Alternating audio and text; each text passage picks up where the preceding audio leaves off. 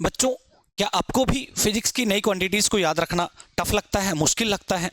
तो देखिए, उसको आसान करने का एक ही तरीका है, उसकी 5 इन्फॉर्मेशन जब भी आप पढ़ें ज़रूर साथ में लिखें बच्चों।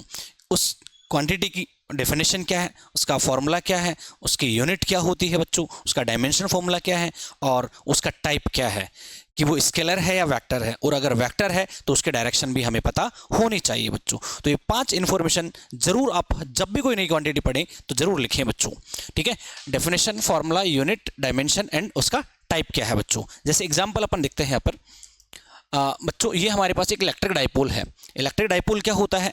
डाइपोल में एक चार्ज नेगेटिव होता है, एक पॉजिटिव होता है, दोनों का मैग्नीट्यूड सेम होता है और वो स्मॉल डिस्टेंस पे रखे होते हैं, तो उस अरेंजमेंट को हम बोलते हैं डाइपोल बच्चों।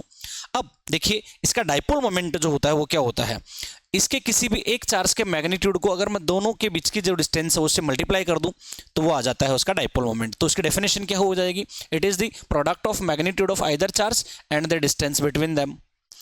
डेफिनेशन हमने देख ली बच्चों। उसके बाद उसका फॉर्मूला होता है, किसी एक चार्ज के मैग्नीट्यूड को मैं डिस्टेंस से मल्टीप्लाई कर दिया तो मेरे पास डाइपोल मोमेंट आ गया, तो ये एक फॉर्मूला हो गया बच्चों। उसके बाद उसकी यूनिट क्या है? कूलाम इनटू मीटर, चार्ज की यूनिट कूलाम हो गई, डिस्टेंस के मीटर होगी बच्चों। उसके बाद डायमेंशन फॉर्मूला हमने लिखा, तो m0 l1 t1 a1। अब बच्चों यहाँ पर t1 a1 तो किसकी, चार्ज की डायमेंशन है, और l1 किसकी है, लेंथ की है। मास का कोई रोल है नहीं इसमें, तो m की पावर 0 आ गई बच्चों।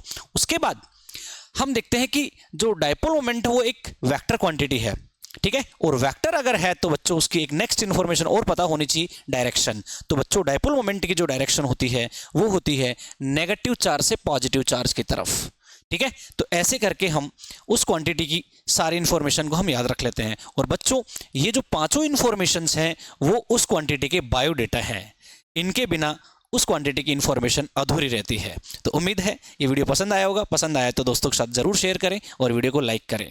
Thank you.